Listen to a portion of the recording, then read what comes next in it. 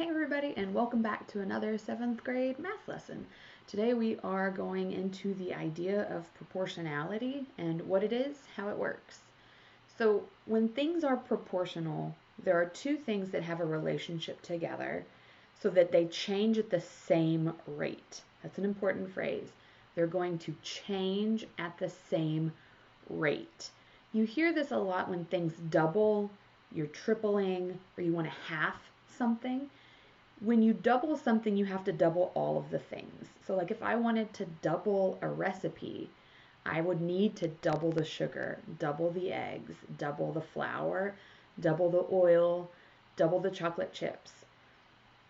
So all of those things are being changed at the same rate of times 2.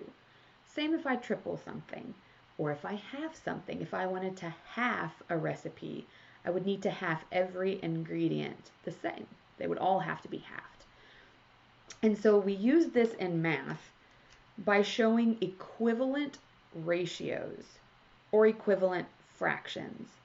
So you often hear a proportion. So when you have a proportion, you have two equivalent ratios. So this sign right here is equals. This means they are equivalent or equal. They're equivalent ratios. And so when I want to solve for something, you're looking for an equivalent fraction that matches the other side. So if I said 1/2 is equal to something over 10, this is a proportion.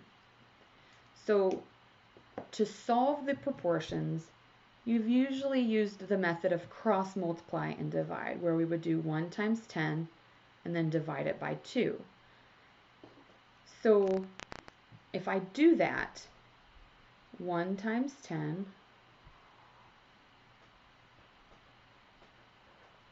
is 10, and then I divide it by 2. So my second step is to divide by 2.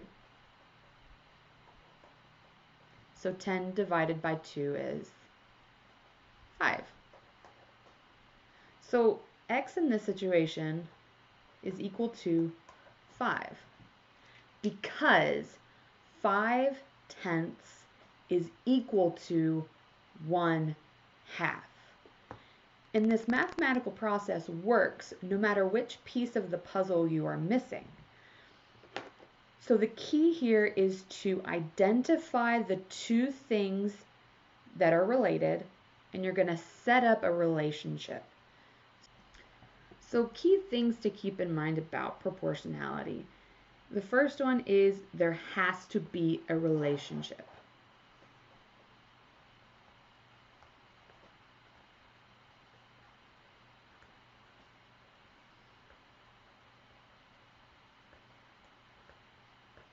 And when I say there has to be a relationship, you're going to hear the phrase at the same rate.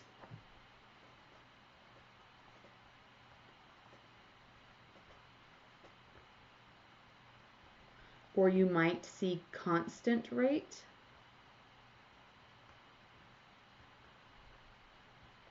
Or you may see something that just says, hey, these two things are proportional.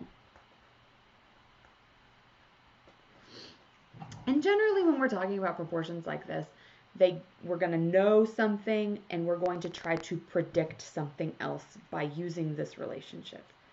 So once I have a relationship, when I'm setting up my proportions, another really important part is I have to keep a pattern with how I set it up. So the second really important thing is keep consistent pattern in setting up, we'll say. And then the last thing, when we solve proportions, it's cross multiply divide. So step 3, or the third thing, how we solve, we're going to cross multiply then divide. Now, there's caveats. There's things where we can make predictions, we can figure out the missing pieces without doing the full cross multiply and divide. So if we go back up to this example, besides doing 1 times 10 divided by 2, what's another relationship you can see happening in these equivalent fractions? I can see that 2 times 5 is 10, so 1 times 5 is 5. I can see that 10 divided by 5 is 2, so 5 divided by 5 is 1. So you can go left to right if you see that relationship, but if you're not sure, cross multiply and divide always works. And you always want to divide by the other number, so you're going to cross multiply the diagonal pair and then divide by the other number. All right, if you know me, you know I'm a picture person, and math is a lot easier if you can visualize what's happening. So another way you can look at proportionality is to draw pictures.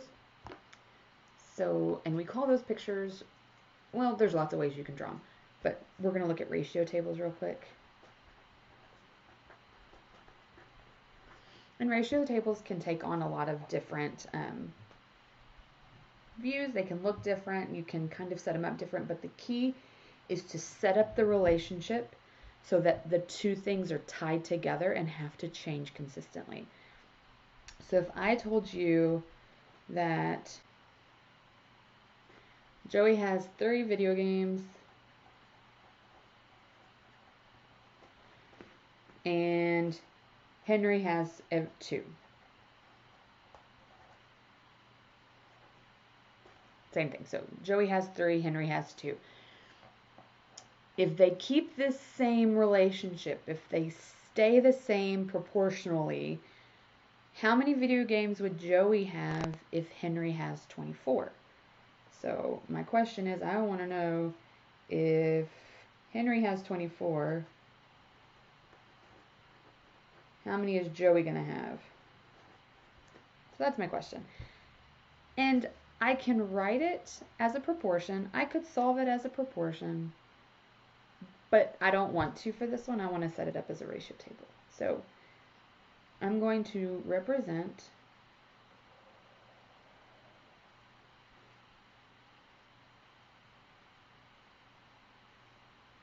there we go.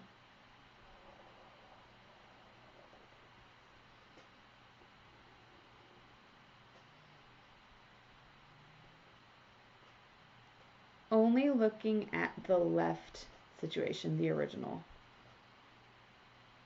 How many total pieces are there? There's 5. So I would need to break this into 5 pieces.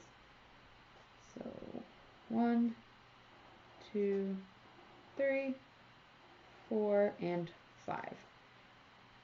How many of those pieces are Joey? 3. So I'm going to split this because we're about to represent 2 different things happening. So I know that Joey is Joey, Joey, Joey. So Henry is here, Henry, Henry. Now, Henry's piece, if the relationship stays the same, Henry's piece equals 24. So how much is each piece worth? 12.